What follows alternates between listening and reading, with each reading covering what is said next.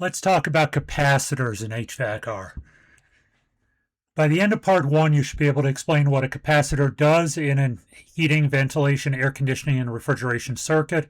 You should be able to distinguish run, dual run, and start capacitors, and you should be able to identify the C, fan, and HERM terminals on a dual capacitor. You should then be able to describe how start assist components remove a start capacitor from a circuit. And we should be able to apply basic electrical safety and manufacturing wiring requirements.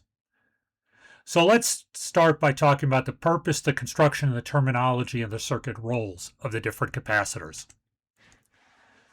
So you'll find capacitor, most likely a dual run capacitor in an outdoor condensing unit. You'll find a run capacitor on the blower motor of an indoor air handler. You might find a run capacitor on a refrigeration evaporator unit.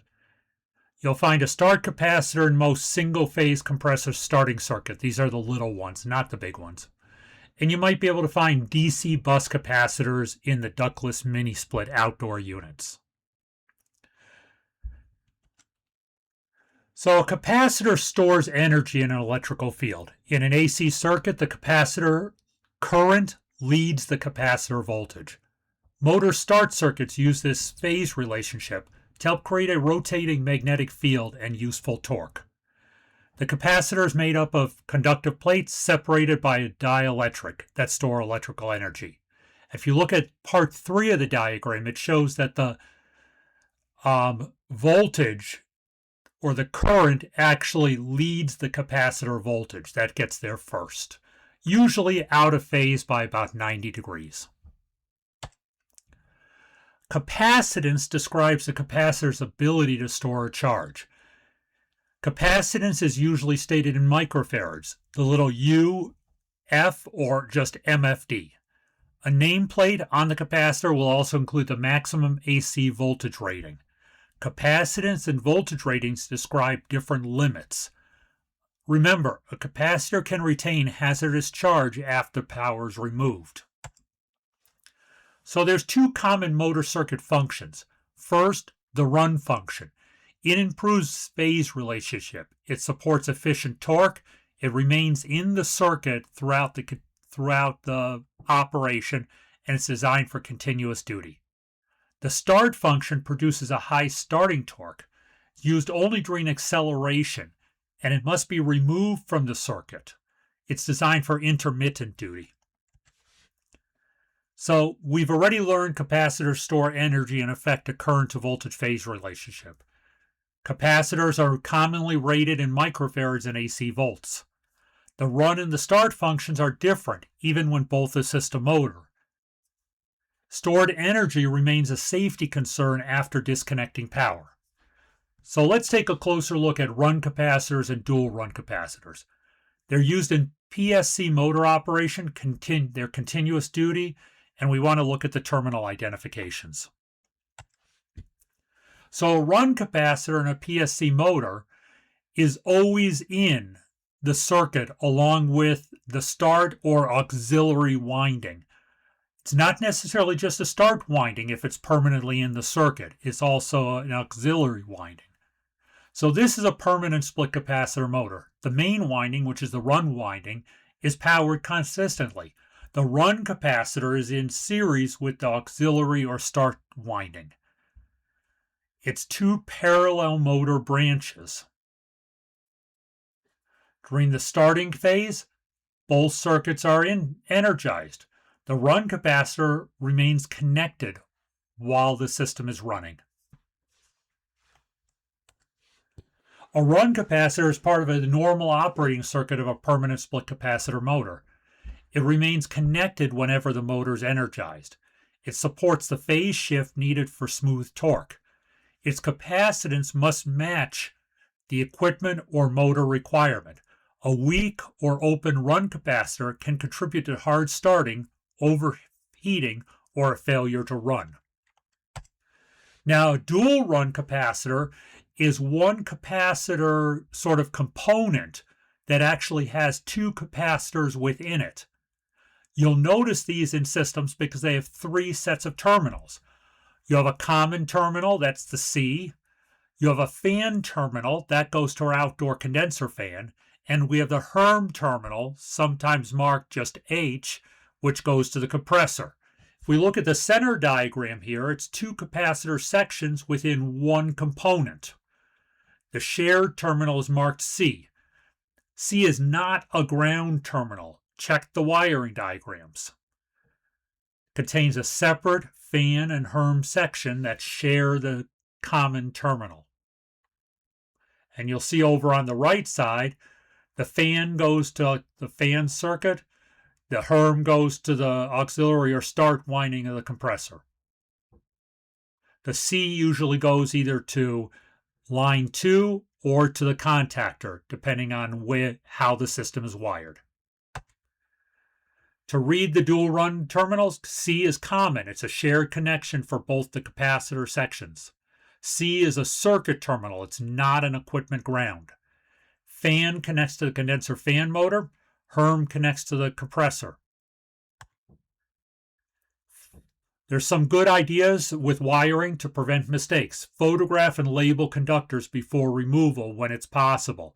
Follow the equipment wiring diagram, not the terminal position or the wire color alone. Confirm C, fan, and HERM markings on the replacement capacitor. De-energize. Verify an absence of voltage and control stored electrical energy before touching the terminals. If you touch an energized capacitor, I've seen it remove the tips of a screwdriver. Replace the damaged terminals and loose connections. Poor connections will generate heat. So a run capacitor is a continuous duty component in a motor circle. A dual run capacitor combines the two capacitor sections in one enclosure. C is shared. Fan and HERM serve different loads. Correct capacitance, voltage rating, wiring, and secure connections all matter. So let's take a quick look at start capacitors and start assistant components. Start capacitors create a high starting torque, require switching method, and it does have application limits. So a start capacitor in a compressor has a certain starting sequence. So when the power is off, our starting control is closed. This could be a start relay or anything else, but the starting control is closed, which puts the start capacitor and the start winding in the circuit in its normal condition. We energize L1 and L2. We've energized the main winding, the run winding. We've also at this point energized the start capacitor and turned to start winding. So at this point the speed is rising. Okay, the start capacitor energized briefly and then is removed in number 3 as the motor reaches its operating speed. The start control opens, removes the start capacitor from the circuit, and removes the start winding, so the only thing left in the circuit is the main winding or the run winding. The exact control may be a relay or an electronic start device. Start capacitors are designed for intermittent duty. They cannot be left in the circuit, energized at all times while the motor's running. Start capacitor has a high capacitance range, strong starting boost, intermittent duty, and must be switched out. A run capacitor has a lower capacitance range, supports running torque, is continuous duty, and remains energized. Something to look for in the field, the start capacitor is a lot of times black plastic. The run capacitor is usually made of metal. So there's a device called a potential relay. It's one of the start components. With the compressor stopped, the relay contacts are closed. On startup, the run and start capacitors assist the start winding. As the compressor speed rises, voltage across the start winding increases. The relay coil opens the contacts and removes the start capacitor. When the compressor stops, the relay resets itself for the next start. So again, this is a potential relay start circuit. We have the relay coil is connected between the compressor C terminal and the compressor S terminal. In other words, it's in series with or parallel with the start winding. The coil energizes and opens the normally closed relay contact to remove the start capacitor from the circuit. Start assist devices are not universal. They do change between different types of compressors. They change between different compressor horsepowers. You cannot always use one to replace another. Always check the manufacturer approved components. Use a start device that is only when the equipment or compressor manufacturer permits it. Match the device, the capacitor range, the voltage rating, and the wiring method to the application. A start kit does not correct low supply voltage, damaged windings, mechanical bindings, or incorrect system pressures. Verify the underlying cause of a hard start before selecting a remedy. So we've learned a start capacitor provides a brief increase in starting torque. A switching device must be remove it as the motor accelerates. Potential relays and electronic devices do not operate identically.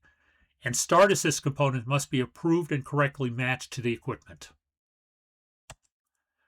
So in this part, the first lesson established the capacitor purpose, the construction, the ratings, and the safety. The part 2 talked about run capacitors on PSC motors and explained the dual run terminals.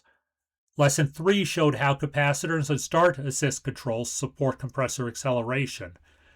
In the next series, we're going to talk about selection, replacement, testing, troubleshooting, and inverter DC bus capacitors. Can you answer these questions? Why does a PSC motor use a run capacitor? What do C, fan, and HERM identify on a dual run capacitor? Why must a start capacitor be removed after acceleration? What controls can switch a start capacitor out of the circuit? What must be verified before installing a start device? I will put a link to these answers in the comments below.